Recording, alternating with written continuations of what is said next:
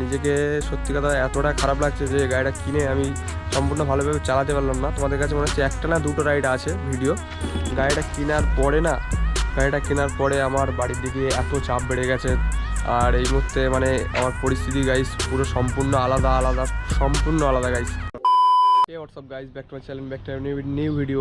তো গাইস আশা করি তোমরা অনেক ভালো আছো। তো গাইস আমি ভালো নেই, আমার গায়ে জ্বর সর্দি কাশি ভাই পুরো ভাই, আমি এত মানে শরীর খারাপ আমার। আর এই মুহূর্তে মানে আমার পরিস্থিতি গাইস পুরো সম্পূর্ণ আলাদা গাইস। আমি একটা জিনিস এখন করে ভাবছি যে আমি কি ছিলাম আর কি হয়ে গেলাম হঠাৎ গাইস। গাড়িটা কেনার পরে আমার বাড়ির দিকে এত চাপ বেড়ে গেছে, তোরা একটা গাড়ি থাকতে আরেকটা গাড়ি কেন কিনলি, এইসব মানে বিভিন্ন রকম নানান মানে প্রশ্ন এখন উঠছে বাড়ির দিক থেকে।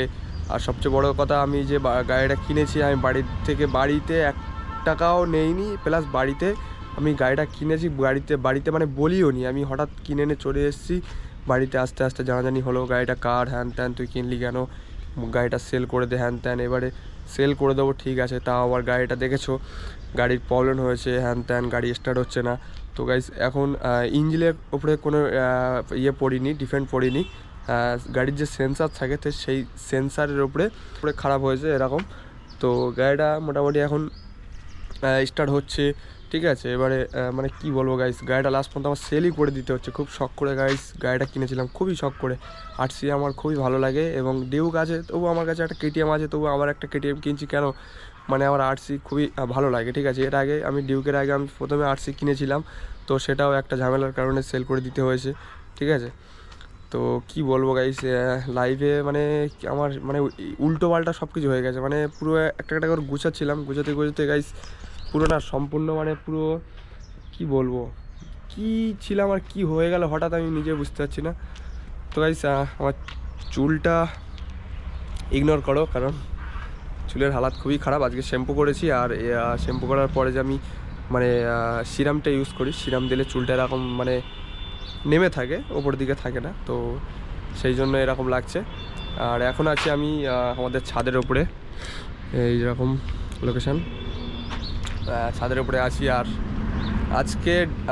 আজকের ডেট হচ্ছে করিব 24 তারিখ হবে ঠিক আছে। তো আজকে আমি 24 তারিখ, মানে আজকে একটা পার্টি গাড়িটা দেখতে আসার কথা আছে, মানে গাড়িটা নিয়েও চলে যাবে এরকমটা বললো।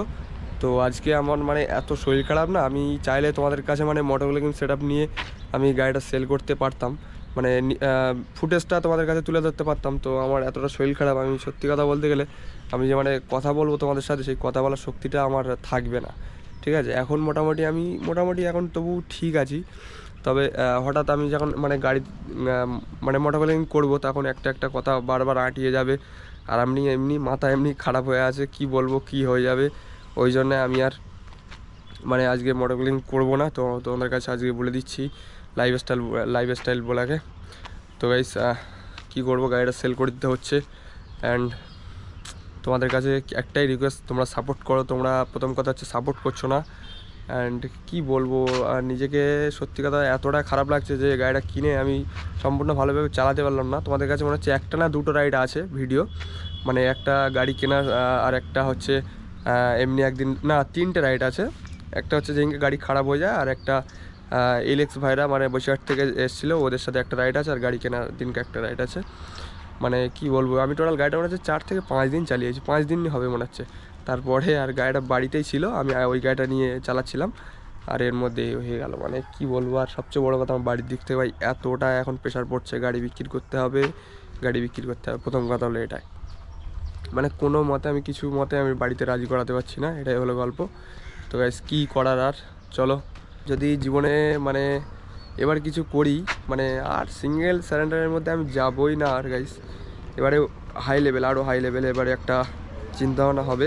তো এখন না আর আমি এখন হবে না, এখন কারিব কখন হবে মানে বলা যাবে না সেটা ঠিক আছে। তো কি বলবো, চলো গাইস, ভিডিওটা ভালো থাকে লাইক শেয়ার কমেন্ট আর সাবস্ক্রাইব করে দিও, আর যারা এফবি থেকে দেখছো তারা এফবিটাকে ফলো করে দিও, লাইক শেয়ার কমেন্ট করে দিও, আর ইউটিউব যারা দেখছো লাইক শেয়ার কমেন্ট করে দিও। তো গাইস কী বলবো, আর আমার কাছে ফোনও নিয়ে আমি গোপ্রো দিয়ে শট করছি, মানে বুঝতে পারছো। আর আমার কাছে যে দাগালা ফোনটা ছিল, মানে OnePlus ফোনটা ছিল, সে ফোনটাও গাইস আমার সার্ভিস সেন্টারতে ফ্রি ছেড়ে দিয়ে বলেছিলো, নো কস্ট ঠিক আছে। তো তার মধ্যে মানে এত বিপদ যাচ্ছে, সে ফোনটাও ভাই ভেঙে গেছে, পিছন ব্যাক প্যানেলটাও, সে ফোনটাও ভেঙে গেছে গাইস। আর ভাঙা ফোন ওরা জীবনে রিপেয়ার করে দেবে না গাইস। তো ওই ফোনটাও আমি তোমাদেরকে একটা ভিডিও তুলে ধরবো, দেখাবো, ঠিক আছে? তো চলো।